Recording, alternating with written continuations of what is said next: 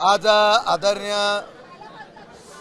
पवार साहेबांनी पक्षाच्या सर्व वरिष्ठ नेत्यांनी जयंत पाटील साहेब असतील, सुप्रियाताई असतील, सर्वांनी महाराष्ट्राच्या आलेल्या सर्व पदाधिकाऱ्यांनी मला महाराष्ट्र प्रदेश राष्ट्रवादी काँग्रेस शरद पवार गटांचा अध्यक्ष केल्याबद्दल मी मनापासून माझ्या पक्षाच्या सर्वांचा आभार व्यक्त करतो आणि आपल्या सर्वांच्या वतीने महाराष्ट्राच्या जनतेला ग्वाही देऊ इच्छितो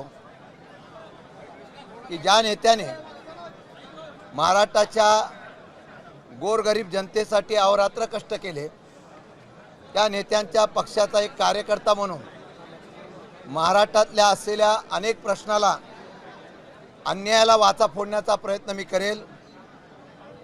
या काळामध्ये पक्ष संघटना वाढवत असताना ही पक्ष संघटना महाराष्ट्राच्या कानाकोपऱ्यामध्ये पोचवेलच, पण परत एकदा महाराष्ट्राच्या सत्तेमध्ये आणण्यासाठी मी दिवसरात्र कष्ट करेल, अशा प्रकारची निश्चितपणाने आपल्याला ग्वाही देतो।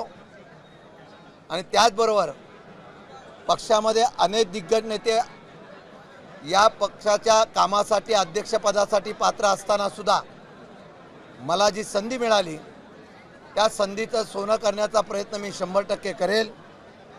मी त्या दिवशी पण सांगितलं, सामान्य कुटुंबातला नेता कसा होतो हे आर पाटलांच्या माध्यमातून आपल्याला पाहायला मिळालं।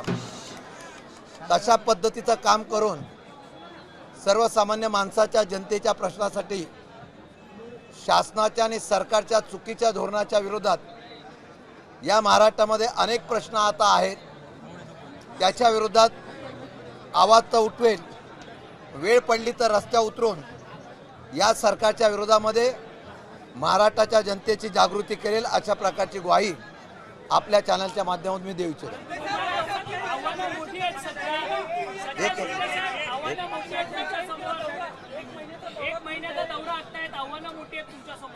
निश्चितपणाने पूर्वीच्या राजकारणाची आणि आत्ताच्या राजकारणाची ही पद्धत वेगळी आहे। पूर्वीच्या जनतेच्या प्रश्नाच्या संदर्भामध्ये विरोधक आवाज उठवत होते आणि सत्ता बदल होत होता। आता हल्ली सत्ता बदल हा अधिकारातून आणि सत्तेच्या माध्यमातून केला जातो, आमिष दाखवून केला जातो, यंत्रणेचा उपयोग करून केला जातो। या माध्यमातलं हे पहिलं आव्हान आहे की या असलेल्या सर्व बदललेल्या सिस्टीमला लोकांमध्ये जागृती करून या असलेल्या सर्वसामान्य जनतेच्या अनेक प्रश्नाच्या माध्यमातून जागृती करण्याचा मी प्रयत्न करेल। एक महिनाभरामध्ये पक्षाने जी जबाबदारी दिलेली आहे ती पक्षाची जबाबदारी पार पडत असताना, राज्याच्या असलेला दौरा करत असताना पक्ष संघटना मजबूत करण्याचा प्रयत्न मी करेल आणि चांगल्या प्रकारच्या नवीन लोकांना सुद्धा, ज्यांना राजकारणामध्ये एक आपल्या चांगल्या प्रकारची समाजसेवा करण्याची इच्छा आहे, अशा तरुणांना सुद्धा बरोबर घेऊन, वेगवेगळ्या समाजातल्या वेगवेगळ्या धर्माच्या लोकांना बरोबर घेऊन मी पक्ष संघटना मजबूत तर करेलच, परंतु महाराष्ट्रामध्ये ज्यावेळेला पक्षाची उभारणी करायची असेल त्यावेळेला आपल्याला पाहायला मिळेल की 1 महिन्याच्या कालावधीमध्ये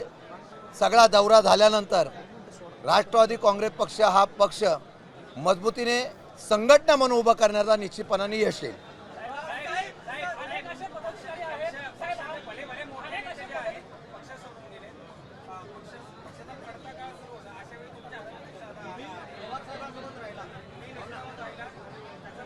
हे खरं आव्हान आहे।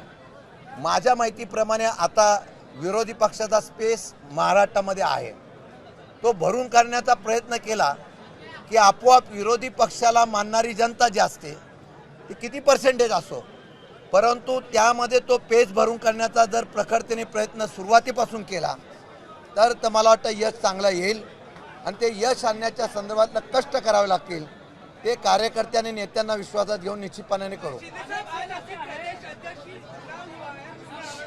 हिंदी का बात में देता हूँ ना, पहला मराठी करके लो।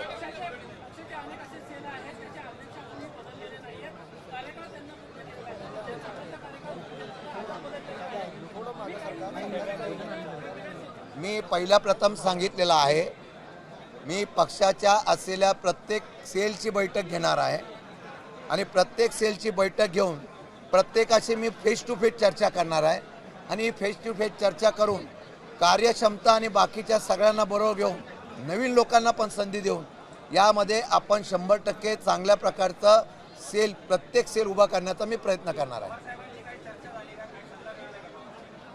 पवार साहेबांचा आशीर्वादात ही चर्चा आहे.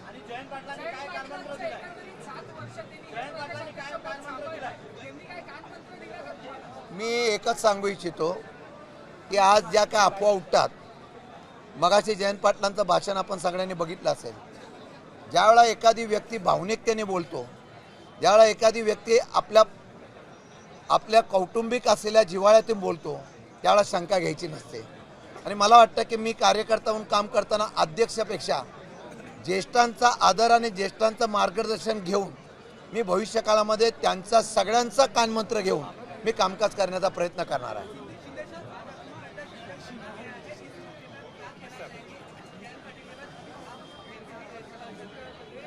ये आज जो है, ये जो मुझे जिम्मेदारी मिली है, मैं मेरा सौभाग्य समझता हूँ कि महाराष्ट्र के एक दिग्गज नेतृत्व के आदरणीय पवार साहब के नेतृत्व में जो मेरी पार्टी चलती है उसका मुझे प्रेसिडेंट बना गया.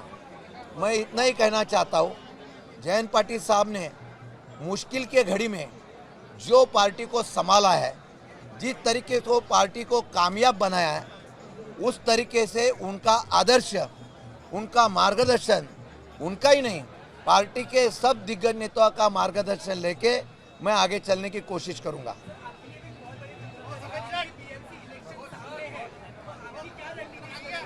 देखो, चुनाव का बात अलग है.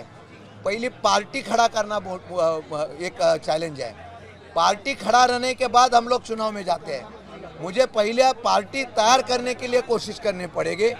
चुनाव जो है वो आने वाले चुनाव में क्या करना है वो पार्टी के नेता हम लोग तय करेंगे, लेकिन चुनाव में कामयाब होने के लिए 2 महीना काफ़ी है. 2 महीने में अगर हम लोग पार्टी को उस चुनाव क्षेत्र में प्रखर अपोजिशन लीडर अगर मैं बना सकता हूँ तो मेरी वो कामयाबी होगी. नहीं, अभी पवार साहब का मार्गदर्शन ही हमारी प्रेरणा है. पवार साहब ने कुछ बताने से पहले हम पहले कोशिश करेंगे और पवार साहब का तो मार्गदर्शन हम रोज ही लेंगे.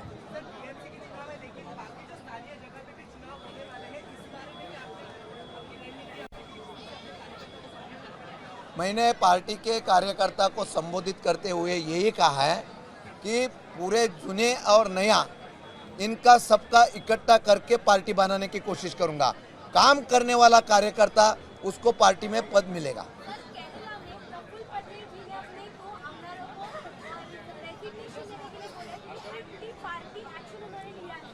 मीन्स क्या?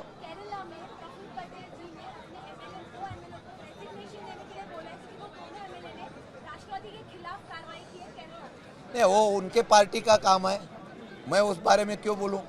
वो मेरे पार्टी के होगा तो मैं बात करता हूँ.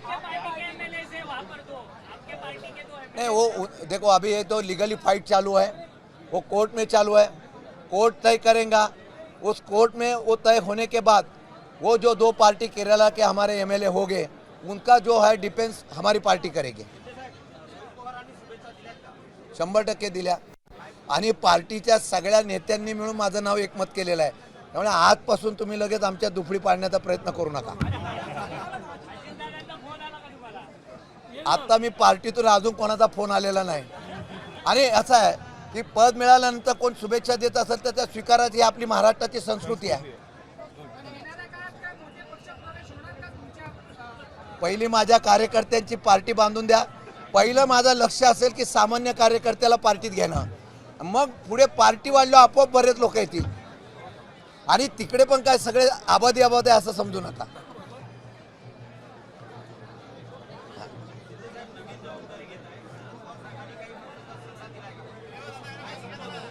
पवार साहेबांचा सल्ला एवढाच आहे की मी ज्यावेळेला मुख्यमंत्री होतो, बाहेर गेल्यानंतर बरेच लोक मला सोडून गेले होते. परत मी पार्टी बांधली आणि परत सत्तेत आलो. हा सल्ला मला आहे. त्याप्रमाणे आता गेल्यानंतर सुद्धा मी पार्टी माझी बांधायची, उभी करायची आणि मजबूतीने परत सत्तेत आणायचं हे समीकरण माझं पवारसाहेबांच्या माध्यमातून असतं. माझा अभिमान आहे. मी तुम्हाला खरं सांगतो की पक्ष सोडण्याच्या बाबतीमधला अनेक प्रलोभने येत असतात. कार्यकर्त्यांचा सत्तेमध्ये जाण्याचा आग्रहसुद्धा असतो. पण ज्यावेळेला आपण काही असे निर्णय घेतो की त्या निर्णयाचा परिणाम आज आम्हाला त्याचं फळ मिळतं. मी एका सामान्य कार्यकर्त्याच्यामुळे मी पवारसाहेबांच्यामुळे इथपर्यंत आलो. मी माझं भाग्य समजतो. मी एवढंच सांगतो, मंत्रिपदापेक्षा मला पवारसाहेबांच्या पक्षाचं मला नेतृत्व करण्याची संधी मिळालं हेच मोठं आहे.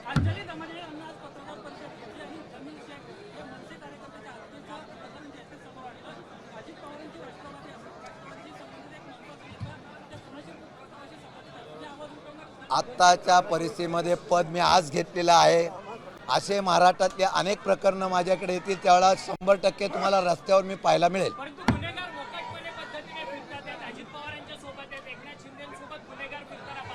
त्याच्या संदर्भामध्ये मागच्या वेळेला सुद्धा आम्ही प्रेस कॉन्फरन्स घेतली होती.